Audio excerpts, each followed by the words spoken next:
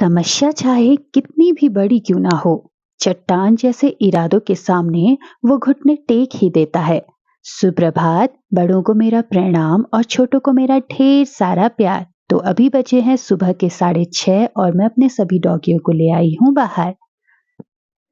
यहाँ पर मैं देखती हूँ कि हमारी ताशू अपनी मम्मी से कुछ कह रही होती है।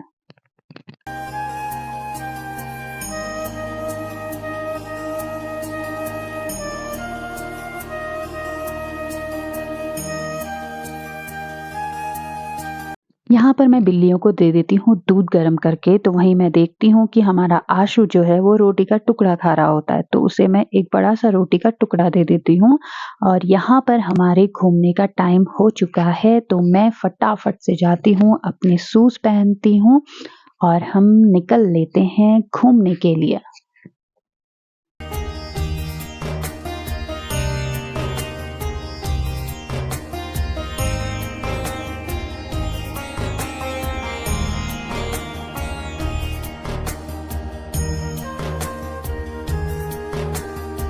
यहाँ पर हम पहुँच जाते हैं रोड में और यहाँ से हम देखते हैं कि आज आसमान में चारों तरफ बादल छाए हुए हैं।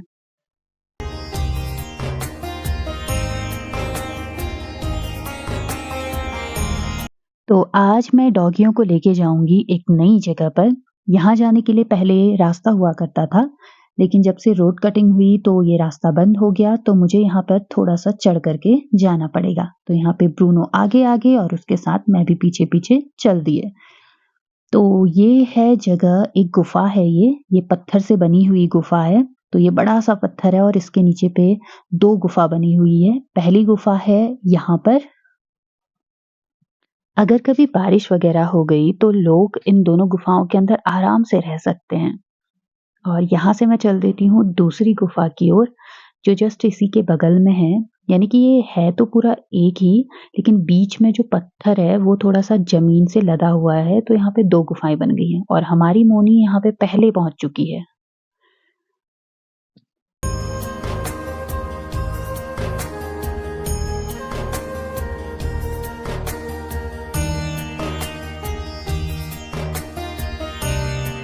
फिर मैं और मेरे डॉगी यहाँ से निकलते हैं बाहर और बाहर की ओर देखने पे यहाँ से दिखते हैं पहाड़ों का सुंदर सा नज़ारा।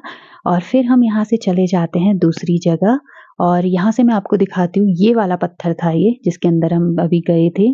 और हम यहाँ से बढ़ जाते हैं आगे की ओर।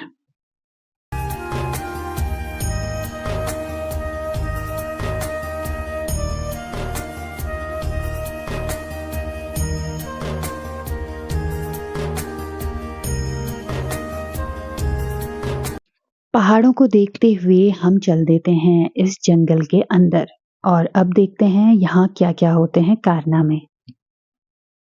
अंदर चलते हुए हमारी मोनी अपना स्टंट दिखा रही होती है, लेकिन वो इस पेड़ पे नहीं चढ़ पाती है, तो वो जाती है दूसरे पेड़ पर और यहाँ पे भी कोशिश करती है लेकिन नहीं जाती है, वहीं पर ही बैठ जाती है। तो इसका ये स्टंट गया फेल।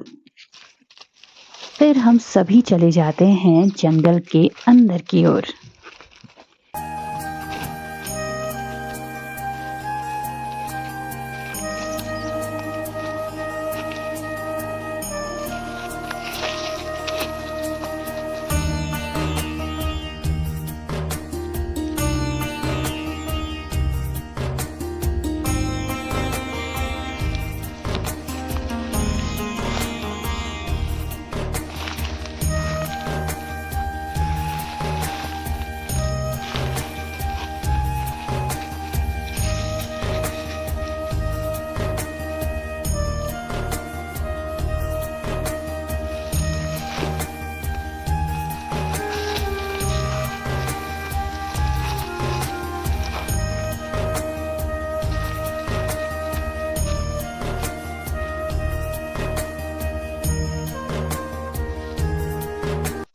कुछ देर बाद मैं, मेरे डॉगीज़ और मोनी हम सब पहुंच जाते हैं जंगल के अंदर और यहाँ पर मुझे दिखती है नदी, जिसे पहाड़ों में कहा जाता है गाड़।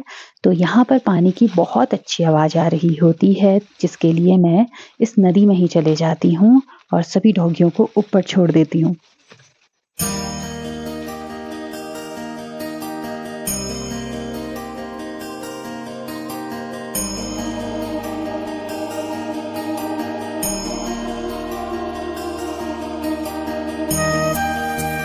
यहाँ पर जैसे ही मैं नदी में उतरती हूँ तो पीछे मुड़ के देखती हूँ कि ये सभी मेरे साथ आने के लिए कितने बेचैन हो रहे हैं।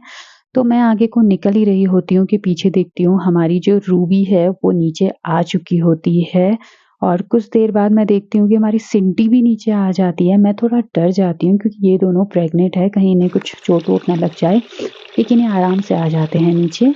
बाकी फिर मैं इस नदी का आनंद लेती हूँ।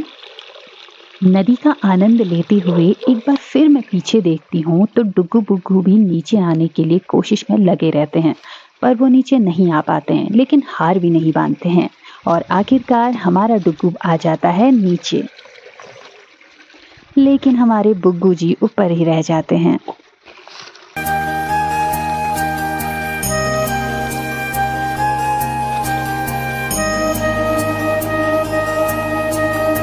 फिर हम सभी चल देते हैं वापस घर की ओर।